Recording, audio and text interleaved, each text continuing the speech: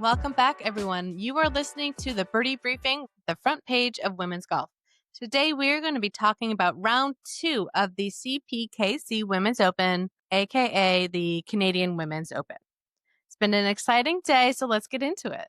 The big news for the day in solo first, we have Akie Iwai again. She has -9. She had a bit of a mixed day with 4 birdies and 2 bogeys, but even if she had scored even for the day, she would still be in solo first. That is how far ahead she is from second place. She is 3 ahead. She has a nice lead going into the weekend, and this course, we're not having a lot of those really low scores. So a 3-point lead is actually a really nice buffer for her going into the weekend. Tied for second, we have 3 women with -6. So they are all 3 behind Akie. One of those would be none other than Minjee Lee. She is, of course, that amazing 29-year-old Australian player, currently second in the race to the CMEs and 4th in the Rolex rankings. Yes, that is right. She is currently right behind Jeeno for this year's CME rankings. I mean, in her career, she's had 11 wins, including this year. She won the KPMG Major down in Frisco, Texas. Today, she had a solid performance with a -4,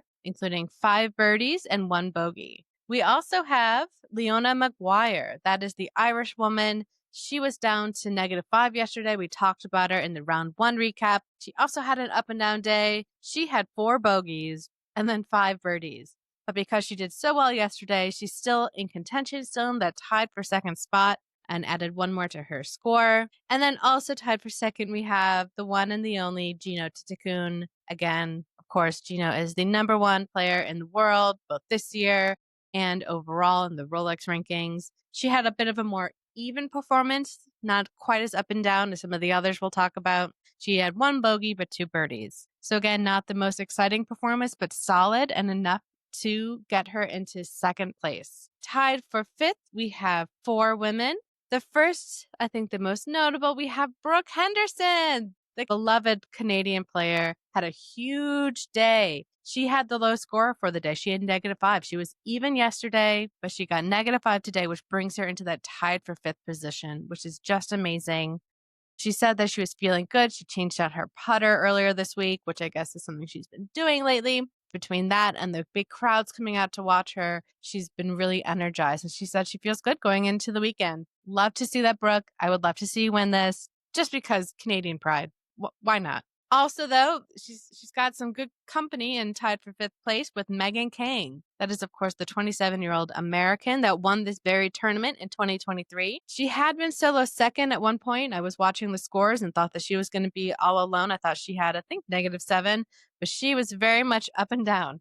She had 3 birdies, but then she had a bogey and a double bogey to end the day at even. So she's relying on her good score from round 1. But that is, again, this is not a very low scoring type of course. That is enough to keep her in tied for 5th place. Also tied for 5th, we have Jenny Bay. That is the 23-year-old American rookie out of the University of Georgia. She was all over the place today. No shade, but she had 5 bogeys, 5 birdies, and then 1 eagle on 9. And the math on that one is a little complicated. That's a total of -2. So quite the day to have 5 bogeys, but still end at -2. She was all over the place, but that is a good score for the tournament. So she is at 5 under. Also in 5 under, new to the top 10, relative to yesterday, we have Linnea Strum. She is a 28-year-old Swedish woman. She had her rookie year in 2019. She's currently 130 in the CME rankings. She had 5 birdies and 1 bogey to make a total of -4, which combined with her score yesterday of -1 is enough to bring her into the top 5 finish. So really, there are some big moves happening because this has not been a very low scoring course. There's still a chance for a lot of the people that made the cut. And let's talk about who else is left. We have tied for 9th with -4. We have a lot of people. We have Nelly Korda, Ariya Jutanugarn, Gaby Lopez, Yan Liu, Pion Qian, and Minami Katsu. It's quite the list. Tied for 15th with -3. So really not that far behind. We have Yulu, Menon DeRui, Carla Bernay Esquidar, Jay Lee 5, Subin Ju, and Aphrodite Dang. We also have other big names that are still in it with -2, like Grace Kim, Lydia Ko, and Mao Saigo. So really, there's quite a few people still in contention. Although Akie has quite the lead, because, Akie had -7 on her first day. So that score is possible on this course. So really, if someone with -2 has a great day and Akie has a bad day, really, I feel like it still is almost anyone's tournament at this point, which is an exciting place to be going into moving day. The cut line was +1, and a couple of big names did miss the cut, including Akie's sister, Chisato, didn't quite make it.